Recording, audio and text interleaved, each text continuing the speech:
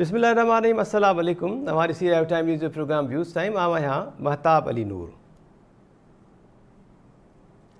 नाज़रीन, time news ऐं पंहिंजी अख़बार हिकु भेरो ॿीहर सिंध जे बुनियादी हक़नि ऐं ख़ासि तौर ते सिंध जी सूंहं सां हथ चुरांद कंदड़ जेके साज़िशूं आहिनि, मामला आहिनि, उन्हनि खे मंतक़ी अंजाम ताईं पहुचायो आहे। गुज़िरियल ॾींहुं जॾहिं मामिलो साम्हूं आयो त सभ खां पहिरियां टाइम न्यूज़ ऐं पंहिंजी अख़बार इन मामले खे खयो। इन ते इशूज़ जेके आहिनि उहे कया विया, जंहिंखां पोइ हुकूमत जेका आहे उहा इन मामले खे रद्द करण में, इन मामले तां पोइ ते हटण में ऐं यू टर्न वठण जो जेको आहे फ़ैसिलो कयो।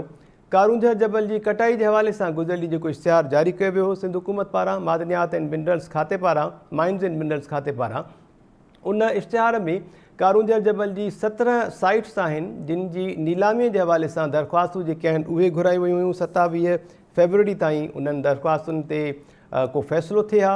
इहो मामिलो जॾहिं टाइम न्यूज़ ऐं पंहिंजी अख़बार खयो त उनखां पोइ सिंधवासी जेके आहिनि उन्हनि बि शदीद एहतजाज कयो ऐं मज़ामत कई। सोशल मीडिया ते इन मामले ते सिंध हुकूमत खे सख़्तु तनक़ीद जो निशानो बणायो वियो, जंहिंखां पोइ सिंध हुकूमत इन मामले ते यू टर्न वरिती ऐं रिवर्स गियर हयो। ऐं अॼु सभ खां पहिरियां सूबाई वज़ीर शर्जील इनाम मेमन साहब मीडिया सां ॻाल्हि ॿोल कई ऐं उन्हनि इन ॻाल्हि ॿोल दौरान चयो त पीपल्स पार्टी जेका आहे उहा आवाम जे हक़नि सां जेके बि मामला उनजे अपोज़िट अचनि था उन्हनि ते कंहिं क़िस्म जी सौदेबाज़ी न कंदी। ऐं वॾे वज़ीर सैयद मुराद अली शाह इन जो नोटिस वरितो आहे ऐं इहो टेंडर जेको जारी थियो इहो रद्द करण जो हुकुम ॾिनो आहे।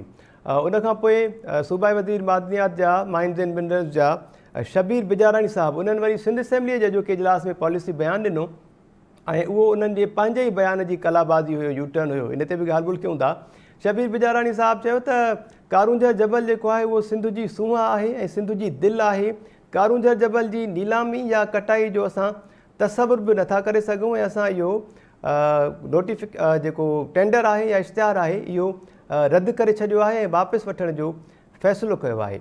इहे साॻा ई सूबाई वज़ीर आहिनि शबीर बिजारानी साहब जिन गुज़िरियल ॾींहुं सोशल मीडिया जे ज़रिए इन इश्तिहार जी हिमायत कई हुई ऐं इहो चयो त इन इश्तिहार जे लाइ समूरियूं क़ानूनी घुरिजूं जेके आहिनि उहे पूरियूं कयूं वियूं आहिनि। शर्जील इनाम मेमन साहब जेका ॻाल्हि ॿोल कई उन्हनि वज़ाहत में इहो ज़रूरु चयो त हीउ जेको इश्तिहार ऐं टेंडर जारी थियो इन में इन खाते जे कामोरनि सूबाई वज़ीर शबीर बिजारानी जी मुशावरत खां सवाइ इहो इश्तिहार जारी कयो आहे।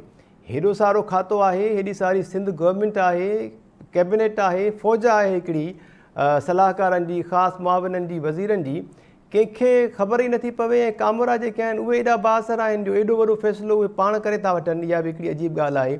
कोशिशि कईसूं त शबीर बिजारानी साहब जो मौक़िफ़ वठी सघूं पर उन्हनि फ़ोन अटेंड न कई आहे।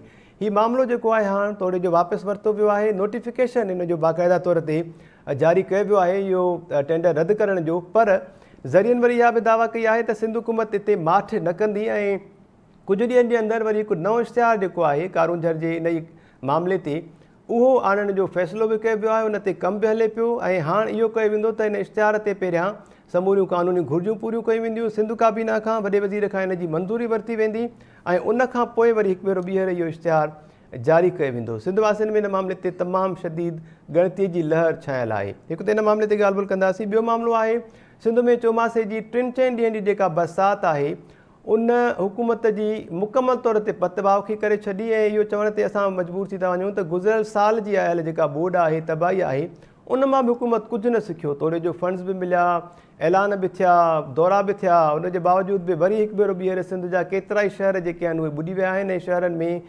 रोड रस्तनि ते गोॾे जेॾो पाणी बीठल आहे, मवासिलाती निज़ाम दरहम बरहम आहे। न रुॻो एतिरो पर सॼी सिंध में मुख़्तलिफ़ इलाइक़नि में शाख़ूं ऐं घारा जेके वाह आहिनि उन्हनि खे सवनि जे तादाद में घारा पिया आहिनि ऐं आबपाशी खातो जेको आहे गुज़िरियल 3 ॾींहंनि खां वठी ग़ाइबु आहे। घारनि खे लॻल पाणी, बीठल जेके तयारु फ़सुल आहिनि, लीमनि जा बाग़, अंबनि जा बाग़ ऐं ॿिया फ़सुल उहे तबाह करे छॾिया आहिनि ऐं ग़रीबनि जे घरनि में बि हिन वक़्तु पाणी बीठल आहे। इन मामले ते बि ॻाल्हि ॿोल कंदासीं। जेके पैनलिस्ट आहिनि उन्हनि जो तारीफ़ मां सां कराईंदा हलूं। सीनियर तजिया निगार आहिनि नसीर मेमन साहब असांखे जॉइन कयो आहे, प्रोफेसर डॉक्टर इनाम भट्टी साहब, डॉक्टर अयूब शेख साहब, प्रोफेसर डॉक्टर रफ़ीक अहमद चांडियो साहब ऐं कारूंझर सुजाग फोरम जा अॻवान आहिनि ज़ुल्फ़कार खोसो साहब। इन्हनि काफ़ी एक्टिव रोल प्ले कयो आहे मुख़्तलिफ़ वक़्तनि ते कारूंझर जी कटाई ख़िलाफ़ु। उहे बि असांखे कुझु देरि में जॉइन कनि था। नसीर मेमन साहब, अव्हां खां शुरूआत कयूं। सर, जीअं इंट्रो में मूं ज़िक्र कयो मतिलबु हिकिड़ो सूबाई वज़ीर साहिबु हिकु ॾींहुं पहिरियां उन इश्तिहार जी हिमायत पियो करे ऐं सोशल मीडिया ते बयानु जारी पियो करे, प्रेशर अचण खां पोइ वरी हिकु त उनजी तरदीद मज़म्मत पियो करे ऐं वरी सोशल मीडिया तां उहे समूरा बयान बि डिलीट करे थो छॾे ऐं चवे थो त असां त अहिड़े क़िस्म जी का सोच ई नथा रखूं ऐं तसवर बि नथा करे सघूं। कीअं पिया ॾिसो मां हिकु भेरो ॿीहर अहिड़े क़िस्म जी साज़िश ऐं अहिड़े क़िस्म जी हरकत सिंध जी सूंहं सां कारूंजर जबल सां सर? हाणे मूंखे हिकिड़ी ॻाल्हि त सभिनी खे साफ़ नज़र थी अचे त सिंध हुकूमत वटि सेंसिटिव मैटर्स ते डिसीशन मेकिंग लाइ कंहिं कोऑर्डिनेशन जो को सिस्टम कोन्हे। घटि में घटि एॾी वॾी हिकिड़ी अहम डेवलपमेंट जंहिंमें तव्हां ऐं का नई मां कोन थी आहे 2 साल अॻु बि या गुज़िरियल साल में बि 1-2 साल अॻु में इन ते अॻे ई तमामु वॾो रिएक्शन थियल हो ऐं हिकिड़ी मक़ामी उतां जी कोर्ट जो हिकिड़ो ऑर्डर बि आयो जंहिं खां पोइ उते उहा माइनिंग रुकिजी वई। बिल्कुलु 1 साल पहिरियां सर सॼो कटाई पस जेका नज़र हले ज़हन पई में रखंदे जी इन खे ॿीहर माइनिंग लीज़िस ॾियण खां पहिरें हुनखे घुरिजे त हिते सोच वीचार कनि हा, डिस्कशन कनि हा, खुदि माइनिंग जे डिपार्टमेंट खे कल्चर डिपार्टमेंट सां ॻाल्हाइणु घुरिजे हा, ॿियनि स्टेक होल्डर सां ॻाल्हाइनि हा, सम्झनि हा इशू खे। हिकिड़ी कंट्रोवर्सी इन सां अॻे ई लाॻापियल रही आहे त उहा ज़हन में रखंदे बजाए हिकदमि अख़बार में इश्तिहार ॾेई छॾण जे त पहिरीं को होमवर्क त कनि हा। मां ज़ाती तौरु सम्झां थो जीअं जाबलू मदरियात सॼी दुनिया एक्सट्रैक्ट कंदी आहे ऐं उहा हिकिड़ी वॾी इकोनॉमी बि आहे, इन खां इनकार न आहे। बिल्कुलु पर इहो ज़हन में रखो त सभु जबल हिकु जहिड़ा जबल न आहिनि, सभु जबल पथरनि जा ढिग न आहिनि, या कारूंजर जेको आहे उहो रुॻो ग्रेनाइट जो ढिग न आहे। कुझु ख़ासि हालतुनि में कुझु जाबलू इलाइक़ा या ॿिया जेके पट हूंदा आहिनि या माग हूंदा आहिनि उन्हनि जी पंहिंजी हिकिड़ी इकोलॉजिकल सेंसिटिविटी हूंदी आहे, उनखे पहिरियों अंडरस्टैंड करणो पवंदो आहे। ऐं आइडियली हिन क़िस्म जो जेको माग आहे, ऐं जॾहिं मां इकोलॉजी जी ॻाल्हि थो कयां त उन मां इहो न सम्झो त रुॻो मां वण टिण जी ॻाल्हि थो कयां। जी सर उते तमामु हिकिड़ी वॾियूं ज़बरदस्त हेरिटेज साइट्स बि आहिनि, उन्हनि जे पुठियां हिकिड़ी वॾी हिस्ट्री बि आहे, मज़हबी शयूं बि आहिनि। इन ई इलाइक़े में जैन मत जा मंदर बि आहिनि, हिंदू कम्यूनिटी जा मंदर आहिनि, ॿियो घणो कुझु उते। मां हिन सब्जेक्ट जो ॼाणू न आहियां, मां जनरल स्टेटमेंट ॾेई सघंदुसि त तमामु वॾियूं हेरिटेज साइट्स आहिनि।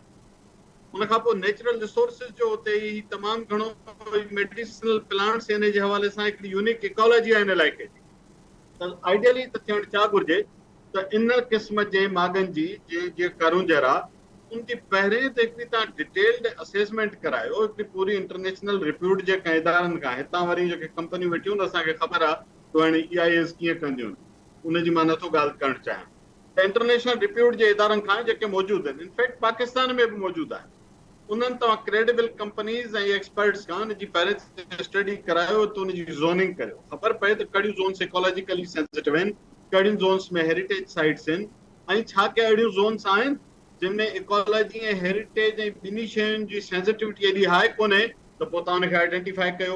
तरीक़ो दुनिया में ज़ोनिंग जो माइनिंग लाइ ईअं ई थींदो आहे। ईअं न थींदो आहे त तव्हां इश्तिहार ॾेई छॾियो, हुन में तव्हां लिखी छॾियो नगर पार्कर जे वेझो। नगर पार्कर जे वेझो मीन्स वाट? 19 किलोमीटर जी डिघी पटी आहे, उनमें इहा हिकिड़ी परे परे ताईं अञा पखड़ियल आहे, ऐं कुझु मुंहिंजो ख़्यालु आहे इंडियन बॉर्डर सां वञी लॻे थी। त उन में इहो चई छॾियो नगर पार्कर जे जेकॾहिं तव्हां वेझो चओ था त पोइ नगर जे वेझो त जेतिरियूं बि शयूं आहिनि, जायूं आहिनि कारूंजर जूं, उहे हयाती मर्कज़ बि आहिनि, उते हेरिटेज साइट्स बि आहिनि। उहो एरिया त हाईली सेंसिटिव इकोलॉजिकल ज़ोन आहे। सो इन मां ज़ाहिर थो थिए त होमवर्क त को बि कोन्हे थियल। त ईअं बिल्कुलु लाइसेंसिंग करे छॾणु त तव्हां वञी सुभाणे खां उते वढे टुके शुरू कयो, इहो तरीक़ो ई ग़लति आहे। बेजा साइंटिफिक तरीक़ा आहिनि। ॿी ॻाल्हि हिकिड़ी ज़हन में रखो त माइनिंग जे लाइ जॾहिं उन जूं स्टडीज़ थींदियूं आहिनि न, मां कुझु कीर्तन नेशनल पार्क जो डेवलपमेंट प्लान ठहियो अॼु खां 18-20 साल अॻु जी ॻाल्हि आहे, मां हुन टीम जो हिसो हुयुसि। उते बि आर्कियोलॉजिकल साइट्स, उते बि इन क़िस्म जी इकोलॉजी आहे। अवां यकीन करियो जेको प्लान थियो, जेकर मूंखे ख़बर न आहे हाणे वाइल्ड लाइफ डिपार्टमेंट जे शेयर्स में पियो बि आहे या ग़ाइब थी वियो, एॾो इन डेप्थ ऐं डिटेल्ड बेस्ट एक्सपर्ट जी टीम घटि में घटि 4 महीना उते घुमंदी रही। उनमें इकोलॉजी जा माहिर अलॻि हुया, हेरिटेज जा अलॻि हुया, एथनोग्राफी जा अलॻि हुया, ऐं जेतिरियूं बि साइंसिस हिन सां लाॻापियल आहिनि, जियोलॉजिस्ट हुया, सोशियोलॉजिस्ट हुया, जेंडर स्पेशलिस्ट हुया, हिकिड़ी फुल फ्लेज टीम हुई जंहिं उते 4-5 महीना कमु कयो। उनखे हिकिड़ी पेट्रोलियम कंपनी स्पॉन्सर कयोसीं। त तव्हां हिते पहिरीं हिकिड़ी हुनजी पूरी स्टडी कराए वठो, एस्टेब्लिश त कयो। ऐं हिकिड़ी ॻाल्हि ध्यान में रखो, त रुगो इहो न आहे त जिते एक्सट्रैक्शन थींदी, जितां तव्हां पथर कढंदो उहा जाइ इकोलॉजिकली सेंसिटिव हुजे।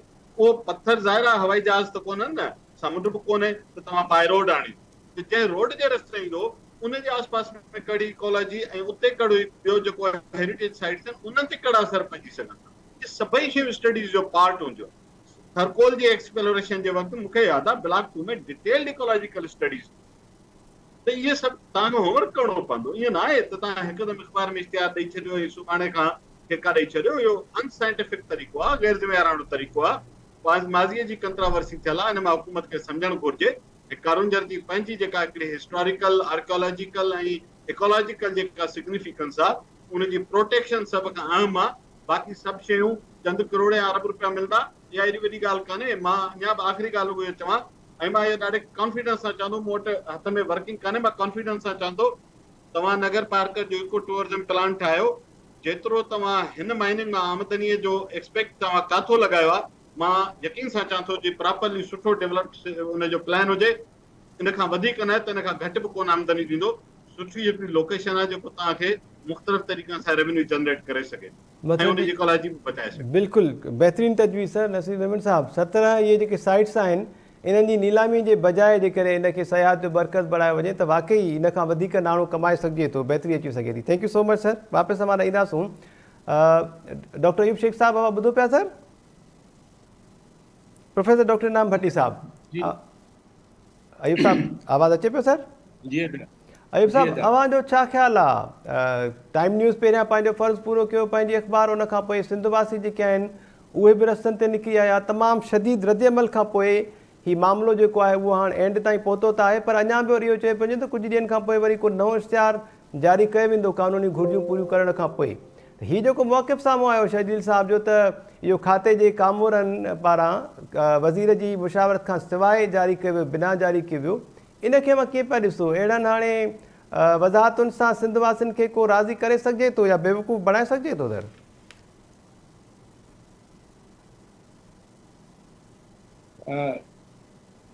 महताब, वॾी महिरबानी।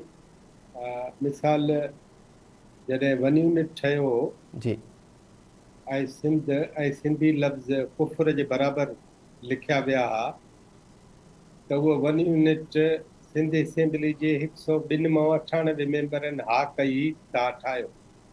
4 मेंबरनि चयो त न ठाहियो। अक्सरत वन यूनिट जे हक़ में हुई।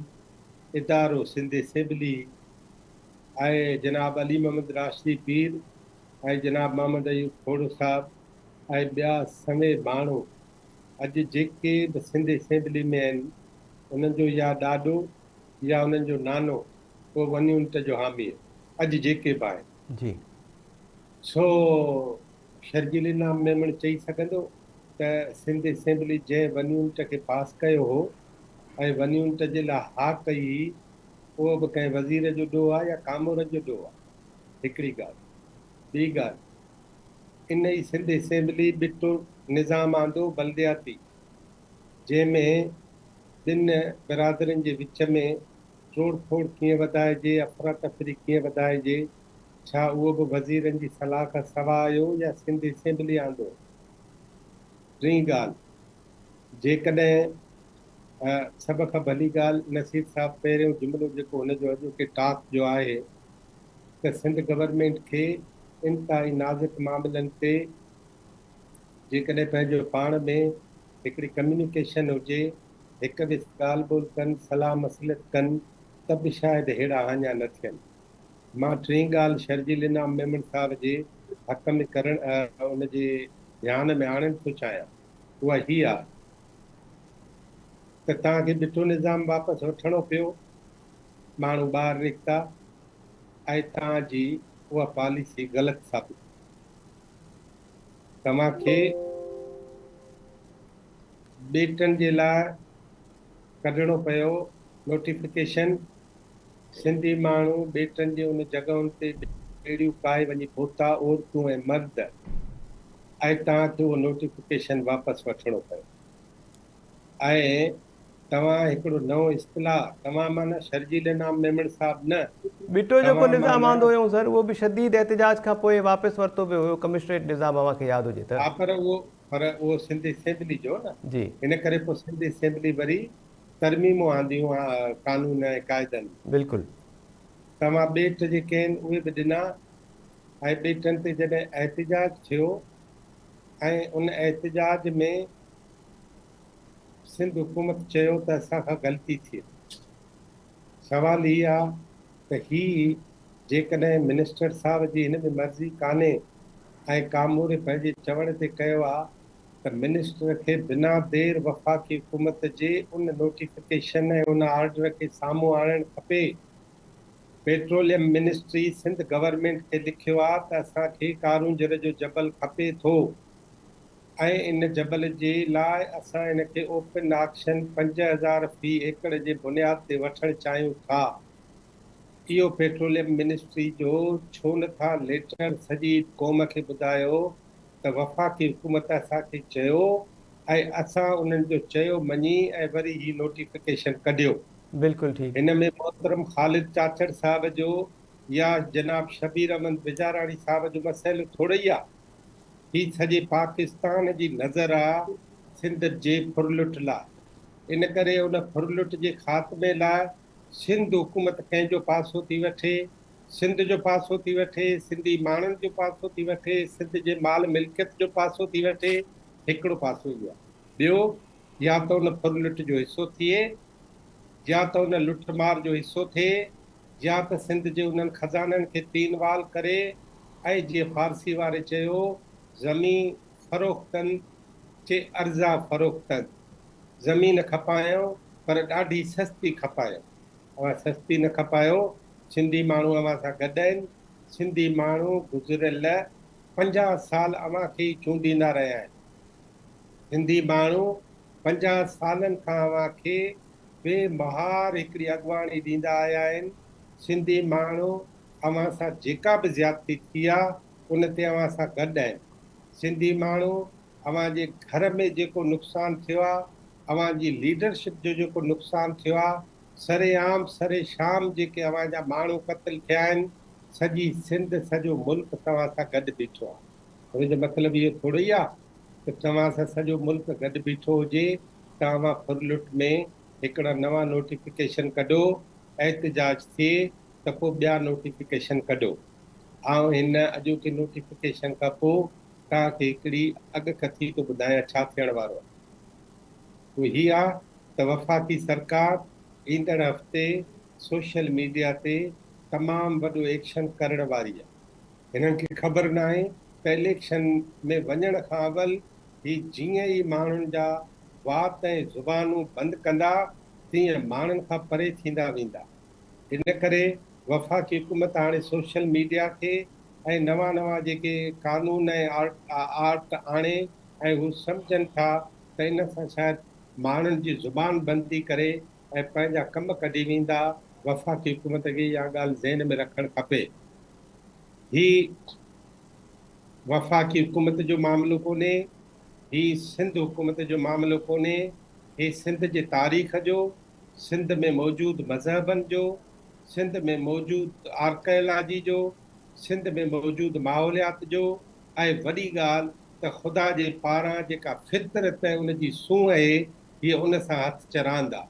अवां जे ठीकु ख़ुदा जे मामलनि में ईअं हथु विझो था, अवां जी फितरत सां ईअं हथु चरान था कयो, अवां माहौलियात खे ईअं ख़राब ऐं उन्हनि सां ईअं लुटमार वारो रस्तो अख़्तियार करण जी इजाज़त था ॾियो त सुभाणे माण्हू कंहिं ॿिए पासे बि जाचणु शुरू कंदा त भला को ॿियो पंहिंजो ओही वाही ॻोल्हिजे।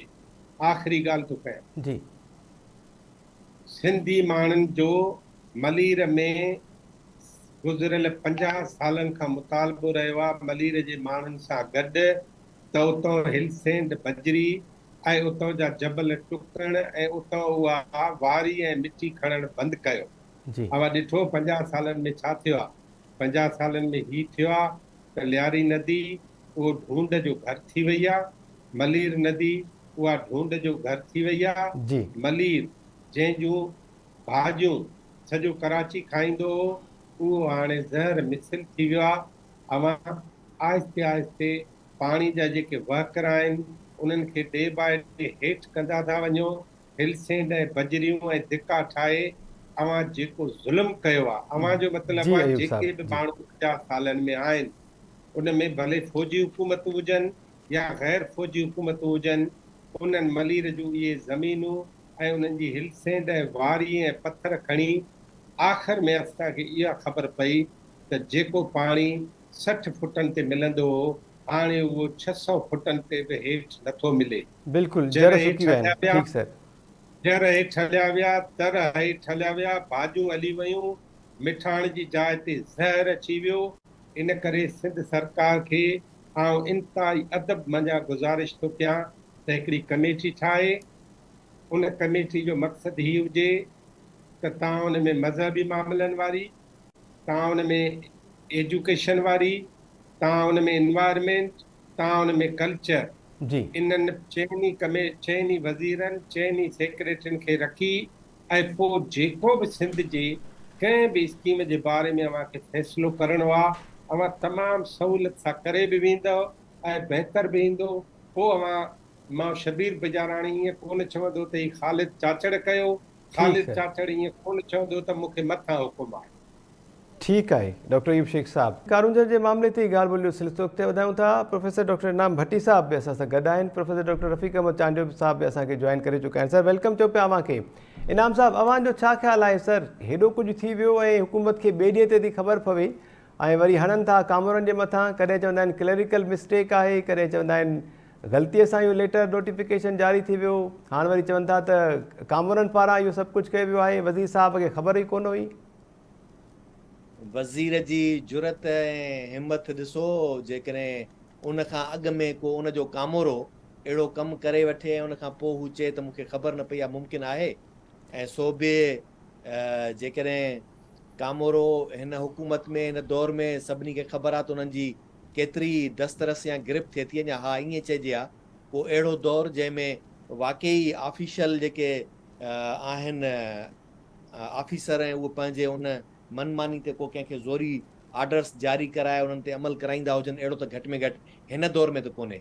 हिन वक़्तु पीपल्स पार्टी जी हुकूमत में कंहिं सेक्रेटरी त छा, चीफ सेक्रेटरी खे बि शायदि ई हिमत थिए जो हू पंहिंजी मर्ज़ी सां को अहिड़े क़िस्म जो क़दम खणी सघे जेसीं तोणी हिन पीपल्स पार्टी हुकूमत जी, उन्हनि जे वज़ीरनि जी, उन जी कैबिनेट जी, उन जे वज़ीर आला जी उन में मंशा ऐं मर्ज़ी शामिल न हुजे।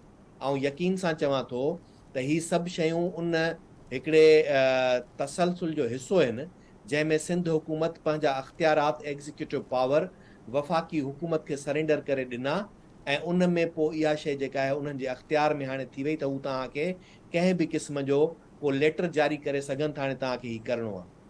उन खां बाद कारूंझर जो ग्रेनाइट जेको आहे, जी जेकॾहिं इनखे साइंस जी ॿोली में ॾिसजे न महताब, त ग्रेनाइट जिते बि मिलंदो आहे त ग्रेनाइट जी जेका आहे उते मौजूदगी इहा शुनाख़्त ॾींदी आहे त ही धरती उन 10 अरब साल पहिरीं जे दौर जे पैदावार जे हिसे जो अमल थियो आहे। यानी जेॾी महिल जेका धरती वॉल्केनिक उन मां तब्दील थी, हिकिड़ो लावा जेको आहे थधो थियो, उन थधे थियण खां पोइ ग्रेनाइट जेको पैदा थींदो आहे, उहे नंढड़ा नंढड़ा हिकिड़ा दाणा हूंदा आहिनि मुख़्तलिफ़ मैदनियात जा, जी जेके करे उन ग्रेनाइट ठहंदा आहिनि।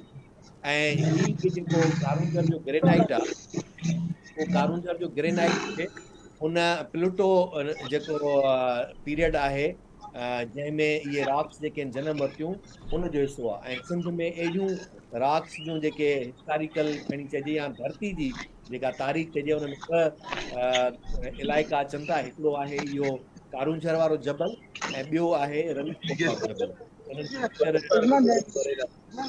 अलाए कंहिंजो माइक खुलियल आहे, किथे केरु, हेलो जी सर, अव्हां कंटिन्यू कयो। नसीर साहब जो ऑडियो अचे पियो, थोरो आउटडोर आहिनि जी।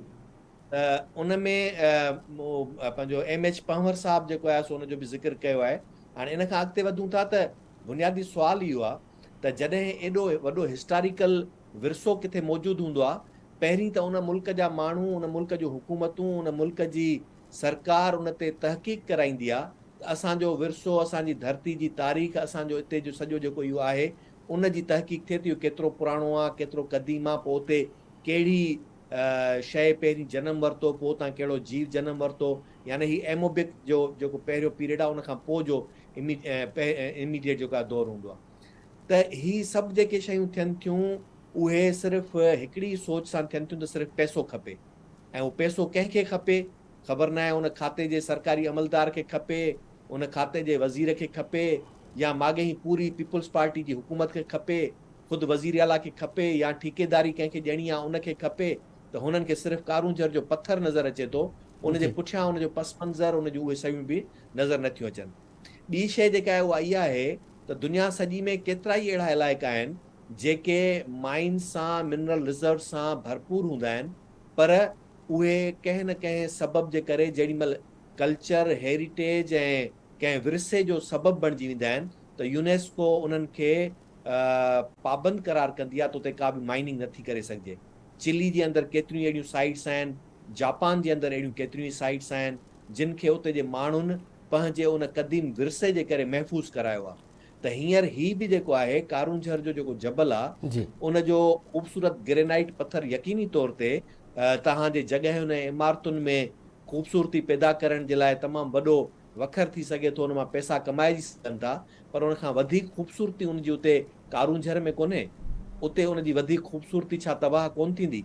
ऐं ॿी शइ जेका उहा इहा आहे, हींअर अॼु साइंस जे माहिरनि ऐं जेके आहिनि स्टडी कनि था पिया अर्थ ते, धरती ते, उन्हनि हींअर ताज़ो ताज़ो हिकिड़ी स्टडी कई आहे त असां जियोलॉजिकल जेको एक्सपर्ट्स, जियोलॉजिकल हा एक्सपर्ट सर। जियोलॉजिकल एक्सपर्ट्स या खणी चइजे पूरो ई असांजो जेको फल्कियात आहे जी उन ते उन्हनि जेका आहे त धरती जेका आहे पंहिंजे हिसार खां 10 डिग्री पोइते शिफ्ट थी वई आहे। उनजो वॾो सबबु इहो आहे जो असां जेको ज़ेरे ज़मीन पाणी सॼी दुनिया खणे थी पई, उन जे करे उहा धरती उतां टिल्ट थी आहे, यानी उहा शिफ्ट थी आहे, थोरो मूव थी आहे। जी त छा किथे इहे सभु शयूं स्टडी जे क़ाबिल कोन्हनि त जिते जिते इहे उन वक़्त में धरतीअ ते वॾा पहाड़ पैदा थिया, जिते उहे मैग्मा थिया, लावा थिया, उहे ॼमिया ऐं उन खां पोइ थधा थिया, मुख़्तलिफ़ उते उहे शयुनि जनम वरितो, त किथे उन्हनि जे ख़तमु करण सां धरतीअ जे उन सॼे न रुॻो सूंहं ते पर साइंटिफिकली किन शयुनि ते असरु त कोन पवंदो। इहे सभु शयूं जेके स्टडी थियणु खपनि। आउं त सम्झां थो त असीं सिंध में हींअर सभ खां वधीक सिंधी निधणकी थींदी थी वञे त जंहिंजा हुकुमरान जिन खे सिंध जा माण्हू वोट ॾेई चूंडनि था, इक़्तिदार में मोकिलनि था, इन जे लाइ त हू सिंध जे मुफ़ादनि जी, सिंध जे माण्हुनि जे मुफ़ादनि जी, सिंध जे विरसे जी, सिंध जे वसीलनि जी, सिंध जे हर शइ जी मालिकी कंदा ऐं कानूनी ऐं आइनी तौर ते उनजो तहफ़ुज़ करण जा उते असेंबली जे अंदरि पाबंद बणिजंदा, पर हू उन जे उबतड़ उन असेंबली मां ई सभु क़ाइदा कानून अहिड़ा पास था कराइनि जंहिंमें सिंध नीलाम थिए, सिंध तीनवाल थिए, सिंध जा सभु वसीला जेको आहे सो ॿियनि जे तसरुफ़ में अची वञनि। न रुॻो इहो, हींअर त आउं सम्झां थो सिंध जो ख़बर न आहे त अख़्तियार कंहिं वटि आहे, जी सिंध जो हक़ीक़ी हुकुमरानी जो अख़्तियार कंहिं वटि आहे, केरु उनखे हलाए थो, कंहिंजे इशारे ते उहा हले थी, आया उहा पार्लियामेंट ऐं कैबिनेट थी करे या किथे ॿिए हंधि के फ़ैसिला थियनि था, ऐं जेकॾहिं किथे ॿिए हंधि फ़ैसिला थियनि था त उन्हनि जा मुफ़ाद ऐं उन्हनि जा जेके वेस्टेड इंट्रस्ट आहिनि उहे कहिड़ा आहिनि। त आउं सम्झां थो सिंध जे माण्हुनि खे सुजाग थियणु खपे, उन्हनि खे सोचणु खपे त आया तव्हांखे इहे अहिड़ा निमाईंदा जेके तव्हांजे सभिनी इन्हनि शयुनि जो विरसे जो बि को ख़्यालु न कनि, उते वञी करे उनखे हिकिड़ो वखर सम्झी विकिणी अचनि, त छा सुभाणे तव्हांजे उहे इज़त, गैरत, नामूस ऐं क़ौमी शुनाख़्त जो सौदो त कोन कंदा। ऐं यकीनी तौर ते जेको माण्हू इहा शइ करे सघे थो उहो इन खां बि पोइ ते न हटंदो। जी उहो दौर ई वियो जॾहिं इन्हनि सभिनी के हिकिड़नि माण्हुनि जा वॾा जिन जा के इख़लाक़ी क़दुर हुया, जिन खे न के पंहिंजो ज़िम्मेवारियूं ऐं बार महसूसु कंदा हुआ, क़ौम जो, पंहिंजे माण्हुनि जो, पंहिंजे मुख़्तलिफ़ वास्तनि ऐं तालुकात जो, हाणे हींअर कुझु बि कोन्हे। हींअर सभिनी जो इन जो तालुक ऐं वास्तो सिर्फ़ु पैसे सां आहे, पैसा ॾियणा आहिनि, पैसा कमाइणा आहिनि, मिनिस्ट्री पैसनि ते मिलंदी, कामोरे खे पोस्ट पैसे ते मिलंदी, ऐं हाणे जेके इहे ठीका जेकॾहिं ॾिना वेंदा, ऐं यकीन सां चवां थो महताब त इहो रुकबो कोन। ही सिर्फ़ु कंहिं वक़्त ऐं मुदे ताईं तव्हां ॾिठो पहिरीं जॾहिं अञा ऑक्शन खां बग़ैर उतां कारूंझर मां ट्रकूं भरिजी निकिरणु शुरू थियूं, उन वक़्त बि माण्हुनि उते रड़ियूं कयूं त कारूंझर मां ग्रेनाइट जेको आहे ट्रकुनि ते भरिजी निकिरे पियो ऐं कंहिंजी सरपरस्ती में निकिरे पियो, त का ख़बर न पई त आया उहो ऑक्शन बि थियो आहे, ऑफिशियली को उन ते कमु बि थियो आहे या बिना कंहिं कानून क़ाइदे जे उहा शइ उतां खई पई वञे। वरी उन खां पोइ हाणे ॾिठो त हाणे उहा शइ हिकिड़े क़ाइदे कानून सां हिकिड़ो ऑक्शन करे टेंडर जारी करे जेको आहे तव्हां इलाइक़ो खपाए उन्हनि माण्हुनि जे हवाले था करणु चाहियो। ऐं त यकीन सां चवां थो जेके माण्हू हिन ते हींअर चवनि था त असां बिल्कुलु इन जो सौदो करणु न ॾींदासूं, ऐं सम्झां थो उहे ई ख़ुदि हुन में मुलविस आहिनि। कैबिनेट जे अंदरि जेको मिनिस्टर वेठो आहे, वज़ीर आला वेठो आहे, इन मेदनियात खाते जो जेको मिनिस्टर आहे, उहे सभु जा सभु ज़िम्मेवार आहिनि। ऐं उन खां पोइ हाणे सिंध असेंबली जे अंदरि वेठल जेके बि नुमाइंदा आहिनि उहे सभु इन जा ज़िम्मेवार आहिनि जेकॾहिं कारून झर जो सौदो इन तरह सां ईअं ई ठीकु सर, थींदो रहे। जी मेहता। ठीकु आहे प्रोफेसर डॉक्टर इनाम भट्टी साहब। डॉक्टर रफ़ीक मचाणियो साहब, ज़ुल्फ़कार खोसो साहब असांखे जॉइन करे चुका आहिनि। ही कारून झर सुजाग फोरम जा अॻवान आहिनि, इंतिहाई अहम रोल अॻु में बि प्ले कंदा रहिया आहिनि। इन्हनि सां बि ॻाल्हि ॿोल कंदासीं। रफ़ीक साहब, अव्हांजो छा मौक़िफ़ आहे सर, छा कमेंट कंदव हीउ जेको कुझु थिए थो पियो? सिंध हाणे ज़ाहिरी ॻाल्हि आहे, जीअं चवंदा आहिनि त गिदड़नि न खाधी आहे, माण्हुनि में सुजागी आहे, माण्हू पंहिंजे हक़नि जो तहफ़ुज़ करणु ॼाणनि था, रुॻो हुकूमत इहो सभु कुझु नथी ॼाणे, अलाए छो? मुंहिंजो ख़्यालु आहे इहा जेका चवणी आहे त सिंध गिदड़ न खाधी आहे, इहा हाणे बिल्कुलु ग़लति साबित थी आहे। सिंध खे गिदड़ खाई रहिया आहिनि। ऐं इहा ॻाल्हि तव्हां भले बि सम्झी छॾियो त इन चवणी जो को फ़र्क़ु कोन्हे को। हीअ जेका तव्हां सम्झो था त जेका माना हुकूमत जे आख़िरी ॾींहंनि में छा थींदो आहे, न रुॻो इहो आहे पर ॿिया बि जेके ऑर्डर निकिरी रहिया आहिनि, जेके पोस्टिंग्स थी रहियूं आहिनि, जेके शयूं थी रहियूं आहिनि, उहे उन्हनि जो हिकिड़ो कारण इहो आहे त जेको कुझु निकिरी सघे माण्हुनि मां निकिरे। ॿियो इहो आहे त जिन खे नवाज़े सघिणो आहे नवाज़े सघिजे। घणो तणो असेंबली मेंबर जेके लॉयल रहिया आहिनि उन्हनि खे, उन्हनि जेके उन्हनि जा क्रोनीज़ आहिनि, उन्हनि खे पीपुल्स पार्टी नवाज़े रही आहे। डॉक्टर अयूब जेका ॻाल्हि कई आहे उन ॻाल्हि जो, उहा ॻाल्हि हालांकि मां सम्झां थो त जीअं डॉक्टर भट्टी साहब कई त पेट्रोलियम मिनिस्ट्री जो को तालुक़ु कोन्हे को, पर पोइ बि हुननि जेको लेटर लिखियो आहे त पोइ मां सम्झां थो पियो त इहो जेको इन्वेस्टमेंट जो प्लान आहे हिननि जो, सुञे माण्हू खपाइण लाइ ॿियो कुझु कोन्हे, हिकिड़ी कट इहे जेके बि आहिनि शयूं इन्हनि सभिनी ते हथु साफ़ु करण लाइ या मुख़्तलिफ़ मिनिस्ट्रीज़ खां अची रहिया आहिनि। पर प्रॉब्लम इहो आहे त सिंधी माण्हुनि जी वॾे पैमाने ते रिप्रेज़ेंटेटिव गवर्नमेंट आहे, जेका सिंध हुकूमत ऐं पीपुल्स पार्टी जा नुमाइंदा जेके उते वेठा आहिनि नेशनल असेंबली में, उहे इन्हनि सभिनी ॻाल्हियुनि में माना कीअं था कोऑपरेट करे सघनि माण्हुनि जी विल ऐं विश खां बग़ैर। माण्हुनि जा जेके नेचुरल रिसोर्सिस आहिनि, सभिनी दोस्तनि ॻाल्हायो आहे हिन ते। मां सम्झां थो त कारून झर जा जबल खपाइण में मतिलबु तव्हांखे छा कुझु करोड़नि जा टीका आहिनि जेके तव्हां ॾींदो, ऐं तव्हांजा कुझु माण्हू आहिनि जेके उन मां एक्सट्रैक्ट करे ऐं ॾाढा ख़ुशि थींदा ऐं वरी उहे इलेक्शन बीहंदा ऐं इहो इंश्योर कंदो तव्हां त तव्हां सां हमेशह लॉयल रहंदा। ख़ुदा जी सणाई थिए इन्हनि वज़ीरनि खे, ख़ुदा पुॼेनि, इहो ॾिसनि नथा पिया। इहो कारून झर माना सिंध जी हिकिड़ी अलामत आहे। उनजो इन्वायरमेंटल इम्पैक्ट छा थींदो, उनजी जेका ईंदड़ जेके ॿिया मसइला आहिनि उहे कीअं हूंदा, ऐं तव्हांखे जेका शइ अचे थी ॾेई था छॾियो पिया। जी, तव्हां मुल्हनि ऐं मुल्हनि खे पुॼी नथा सघो। जो तव्हां खां इंडस्ट्रियलाइज़ेशन करायो, तव्हां को बैंकिंग सेक्टर खोलियो,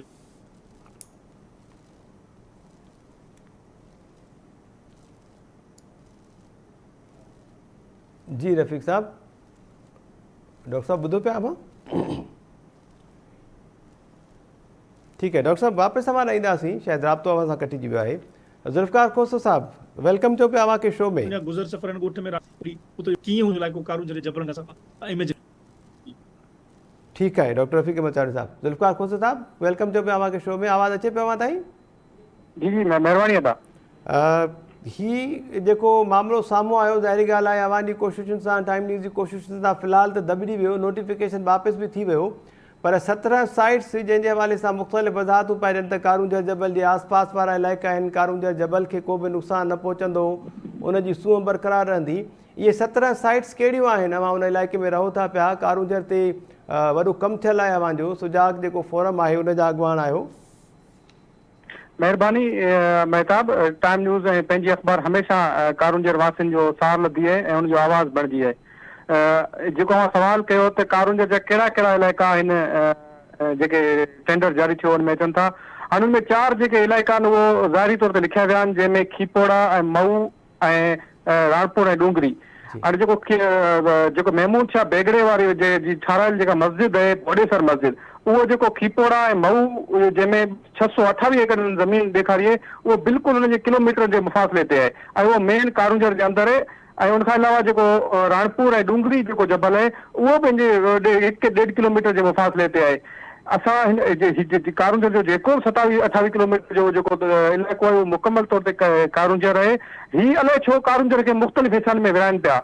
हिते जो मक़ामी माण्हू जेको तारीख़दान ऐं जेके बि कारुंजर सां सलाहियल माण्हू आहिनि, उहो हिन कारुंजर जी टुकरी जो खे कारुंजर जो हिसो सम्झनि था। पर जेको मेदियात खाते जो वज़ीर ऐं सिंध हुकूमत ख़ासि करे अलाए छो कारुंजर खे मुख़्तलिफ़ हिसनि में विराए ऐं उनखे नवां नाला ॾेई ऐं लीज़ूं करण जे चकर में आहे। ऐं हीअ जेको हमेशह जीअं जेका मुज़ाहिमत थिए थी, कटाई शुरू थिए थी, त वरी हिकिड़ी लोकल मुज़ाहिमत ऐं सिंध शोर उथे थो, सिंध जा सानियामंद उथनि था, त सिंध हुकूमत हुन पंहिंजे फ़ैसिले तां वापसि थी हटे। ऐं हिन जॾहिं त कारुंजर जो को बि हिन वक़्त ताईं मुस्तक़बिल हल मिली न आहे सघियो। ठीकु आहे, हिन वक़्तु जेके ॿुधाए पिया हुआ इहे 17 साइट्स उहे अक्सर जेके आहिनि उहे कारुंजर जबल जे हदुनि में अचनि थियूं पियूं। जी बिल्कुलु, हुनमें जेके 4 वाज़ा जेके साइट्स लिखियल आहिनि, उहो अच्छा, कारुंजर जे कुझु अंदरि ई वक़्तु अॻु आहिनि। जेको बाक़ी मक़ामी जेके अदालत पारां स्टे ॾिनो वियो हुयो, कारुंजर जबल जी कटाई जेका हलंदड़ हुई उहा रोकी त वई हुई, पर छा उहो कमु बि हले पियो? कटाई जेका आहे उहा ग्रेनाइट जी, क़ीमती पथर जी, उहा बि हले थी पई? मक़ामी जेका अदालत ॾिनी, जेको फ़ैसिलो ॾिनो, उनमें त उन टाइम रोकी वई हुई। उनखां पोइ उहो साॻी अदालत पंहिंजो फ़ैसिलो वापसि वरितो ऐं उनमें उनखां अलावा हिकिड़ी ॿी पिटीशन असांजी सिंध हाई कोर्ट जे अंदरि हलंदड़ आहे, जंहिंमें मक़ामी असांजा कारुंजर सुजाग फोरम जो अॻवान अलारखियो खोसो बि पिटीशनर आहे। उनजो अञा ताईं न को फ़ैसिलो अची सघियो, न ई उते सिंध हुकूमत जेका कमेटी बि जेका ठाही हुई अदालत जे हुकुम ते, उनजी का रिपोर्ट साम्हूं अची सघी आहे। अच्छा, हिन इलाइक़े मां जेके चूंडियल नुमाइंदा आहिनि उन्हनि जो बि तालुक़ु पीपल्स पार्टी सां आहे, सेनेटर हुजे या MPs हुजनि, उन्हनि जो को मौक़िफ़ या रद्देबल साम्हूं आयो पंहिंजी हुकूमत जे अहिड़े अमल जे हवाले सां? उन्हनि जो ज़ाहिरी तौर ते मौक़िफ़ ॾियनि था त असां कारुंजर जे माण्हुनि सां गॾु आहियूं, हिते जे माण्हुनि सां गॾु आहियूं, पर जेकॾहिं हू हिते जे माण्हुनि सां गॾु हुजनि हा त अहिड़ा छो टेंडर जारी थियनि था? ऐं न उनजी का मुखालफ़त था कनि, न सिंध असेंबली में रुगो सख़्तु आवाज़ उथारनि था, ऐं न ई कारुंजर जेको मुस्तक़िल हल था ॻोल्हनि। हिन वक़्तु ताईं कंहिं बि मक़ामी MP या MNA असेंबली जे अंदरि किथे इहो आवाज़ न उथारियो त हिनखे कारुंजर खे वर्ल्ड हेरिटेज में शामिल करायो या हिनखे नेशनल पार्क जो दर्जो ॾियारियो। हितां जे माण्हुनि जे सिंध जे सानियावंद जो इहो ई हिकिड़ो मुतालबो आहे त हिनखे मुस्तक़बिल तौर ते तव्हां छो नथा हल कयो? वर्ल्ड हेरिटेज में तव्हांजो सकावत खाते जो सूबाई वज़ीर चयो त असां कोशिशूं कयूं पिया, अञा ताईं नज़र त का शइ नथी अचे। न ई का जेका कारुंजर खे जेका में आलमी वर्षन में जेका नेशनल पार्क में जेका दर्जो ॾियण वारो जेको ॻाल्हि आहे उहो बि किथे साम्हूं नथी अचे। बिल्कुलु, असांजे प्रोग्राम में जेके साझावान शरीक आहिनि, ओपिनियन मेकर ऐं ॾाहा, उन्हनि बि इहा तजवीज़ ॾिनी त जेकॾहिं वर्ल्ड हेरिटेज क़ाइमु थी वञे, करार ॾिनो वञे, त पोइ इहे साइट्स जेके आहिनि उहे नीलाम करण जी ज़रूरत ई न पवे ऐं एतिरो नाणो असां इन मां ई कमाए वठंदासूं जेकॾहिं सयाहत खे बि फ़रोग़ ॾियणो हुजे। महिरबानी अवां जी ज़ुल्फ़िकार खोसो, असांजी कोशिशि हूंदी त हिन मामले ते जेतिरो थी सघे उन इक़्तिदारी वारनि ताईं इहा आवाज़ पहुचाईंदा रहूं। नसीर अहमद साहब, अवां ॿुधो पिया सर? जी जी नसीर साहब, बरसाति वारो मामिलो बि आहे, पर छाकाणि त वक़्तु कुझु घटि बचियो आहे त इन टॉपिक ते सुभाणे कुझु तफ़सीली ॻाल्हायूं जेसिताईं कुझु ॿिया फिगर्स बि अची वञनि। निगरान सेटअप जे हवाले सां गुज़िरियल ॾींहुं इसहाक़ डार जो नालो साम्हूं आयो ऐं जिन ज़रियनि इहो नालो फाइनल करण जी दावा कई, उन्हनि ज़रियनि ऐं वरी PDM में शामिल जमातुनि पारां उनजी तरदीद कई वई। सभिनी चङनि मुड़ुसनि पारां बयानु ॾिना विया त अहिड़ी का ॻाल्हि नथी आहे। अवां वटि का इंफॉर्मेशन आहे निगरान सेटअप जे हवाले सां? सर, थिए छा पियो?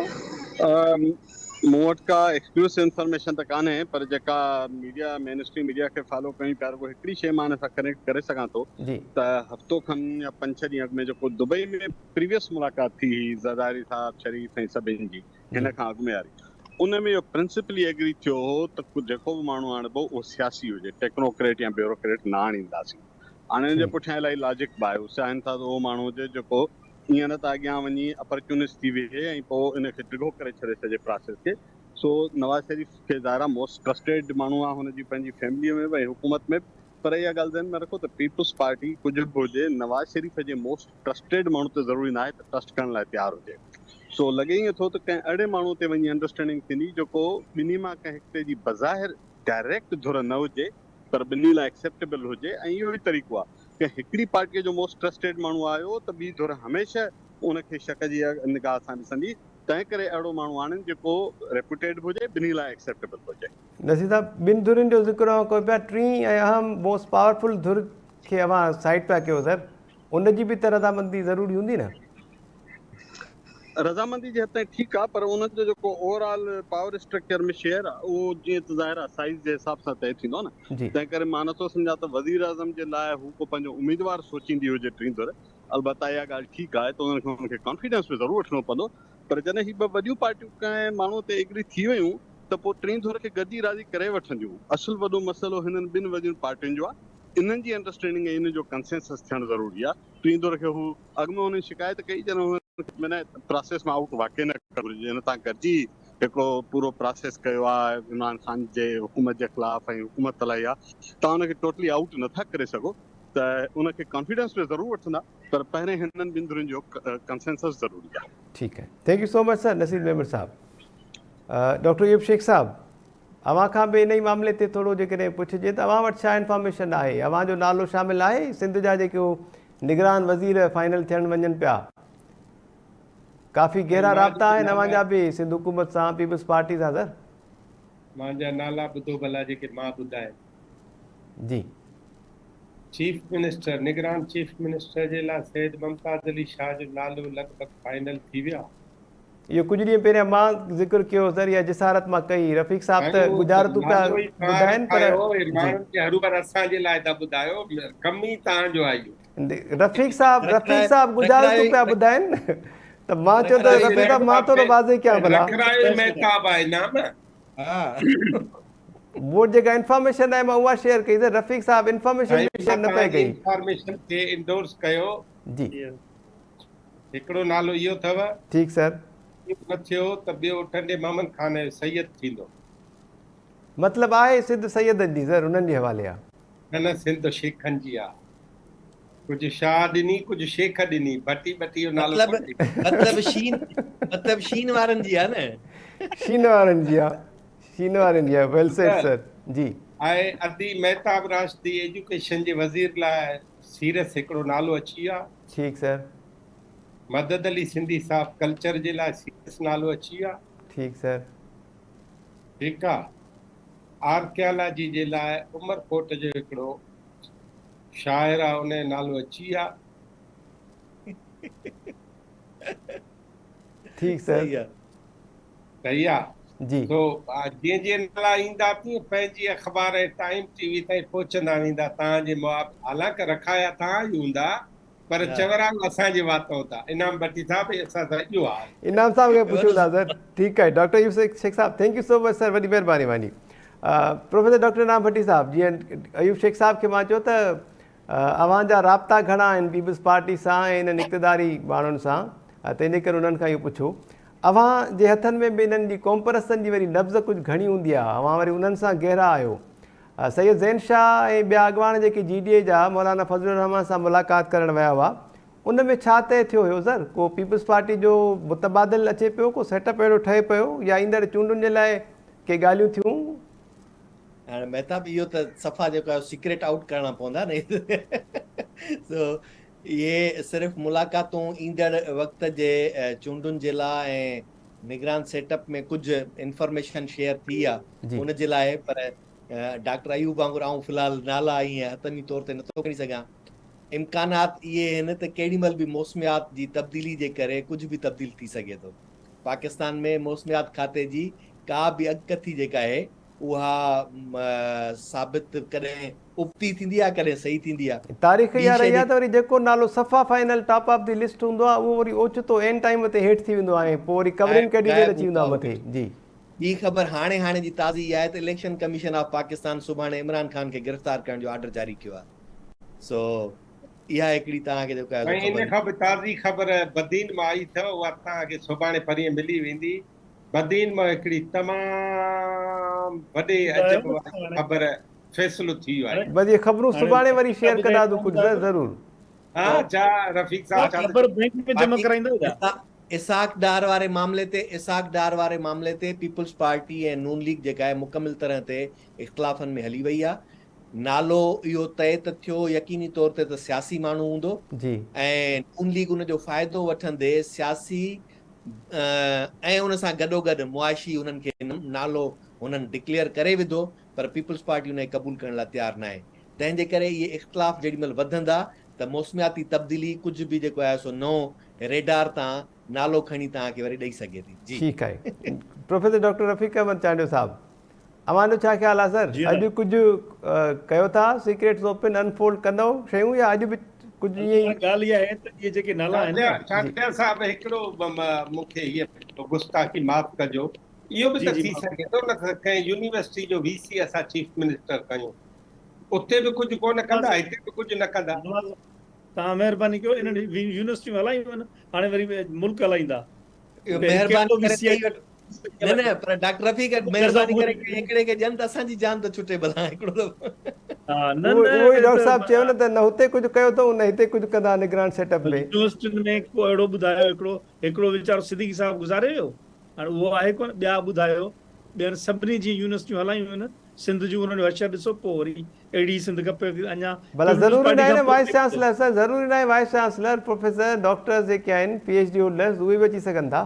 मतिलबु को थी सघे थो, पर हाणे सुवाल इहो आहे त इहे जेके शयूं आहिनि न, इहे माना असांखे डॉक्टर अयूब थियणु कोन ॾींदो। रफ़ीक मूंखे डॉक्टर अयूब थियणु कोन ॾींदो।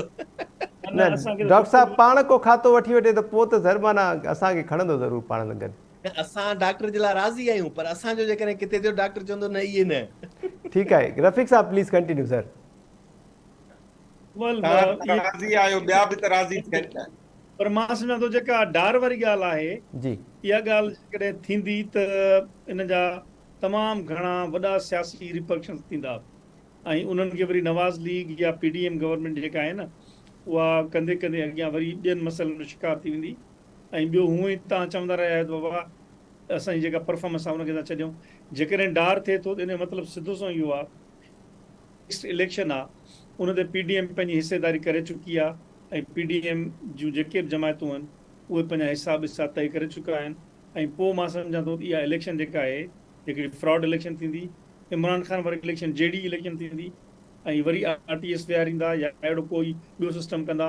सो मां सम्झां थो त इहा ॻाल्हि ईअं ई थींदी, पर उन में मूंखे लॻे इहो थो पियो त मुस्लिम लीग नून जी जेको दिमाग़ आहे उन में इहो आहे त जंहिं सेटअप में हिन वक़्तु गवर्नमेंट आहे, यानी प्राइम मिनिस्टर हिननि जो, फॉरेन मिनिस्टर जेको आहे सो हुननि जो पंहिंजो पीपल्स पार्टी जो, ऐं JUIF के जेके जिते जिते आहिनि उते ई वरी उन्हनि जा माण्हू रखो जेके ईअं सेटअप हलाइनि, ऐं पोइ जेको प्लान आहे उनखे सरअंजाम ॾियनि। काफ़ी हल्कनि में इहे ॻाल्हियूं हलनि थियूं पियूं, जेका नेक्स्ट इलेक्शन आहे उन जो आउटकम असांखे ख़बर आहे। हाणे नेक्स्ट आउटकम इलेक्शन जो आउटकम जेको आहे इहे लाइकली ईअं ई आहे, छो त PTI जी पोज़ीशन त बिल्कुलु पोइते आहे, उहा त बीह न सघे शायदि, जेका भट्टी साहब हींअर ख़बर ॿुधाई आहे। प्रॉब्लम इहो आहे त इन में जेको अॻियां फॾो थींदो इहो पवंदो पीपल्स पार्टी ऐं मुस्लिम लीग नून सां। जेकॾहिं मुस्लिम लीग नून में शहबाज शरीफ़ अॻियां नथो अचे ऐं नवाज़ शरीफ़ आहे, ॿियो कोई आहे, त पोइ यकीनन जेको आहे न इक़्तिदार जो मेजर हिसो जेको आहे, जेका स्टेप आहे उहा पीपल्स पार्टी खे ॾींदी। इहा इक्वेशन अॻियां वर्क कंदी। सो ॾिसजे त हाणे थिए छा थो पियो। जी बिल्कुलु सर, इन ते 10 मां कुझु घणियूं ई मार्क्स जेके आहिनि उहे अव्हांखे मिली सघंदियूं, छाकाणि त सेनेट चेयरमैन जी जेका चूंड थी सादिक संजराणी जी, उनखां पोइ नो कॉन्फिडेंस मूवमेंट खां वठी हिन वक़्त ताईं जेको कुझु थियो आहे इन मां सम्झी सघिजे थो त ईंदड़ चूंडुनि में बि छा थींदो। ईंदड़ कंहिं प्रोग्राम में वरी इन ते बि तफ़सीली ॻाल्हि ॿोल कंदासीं। वॾी महिरबानी आहे मुंहिंजी। Doctor Ayub Shaikh Sahab thank you so much sir. Professor doctor Rafiq Ahmed Chandio Sahab thank you so much. Doctor Inam Bhatti Sahab अव्हांजी वॾी महिरबानी। Naseeb Ahmed Sahab thank you so much. ऐं ज़ुल्फ़कार खोसो कारूंझर सुजाग फोरम जे अॻवान असांखे जॉइन कयो, अव्हांजी वॾी महिरबानी। कारूंझर वारो जेको मामिलो आहे नाज़रीन, इन ते ॻाल्हि ॿोल थी, बरसाति जा रंगा बि जारी आहिनि, फिगर्स कुझु अचनि पिया, नुक़सानु तमामु घणो थियो आहे। इन ते वरी ईंदड़ प्रोग्राम में ॻाल्हाईंदासूं। निगरान सेटअप जे हवाले सां बि कुझु ॻाल्हि ॿोल थी आहे। प्रोग्राम जो वक़्तु पुॼाणी ते पहुतो, इजाज़त ॾींदा, अलाह निगहबान।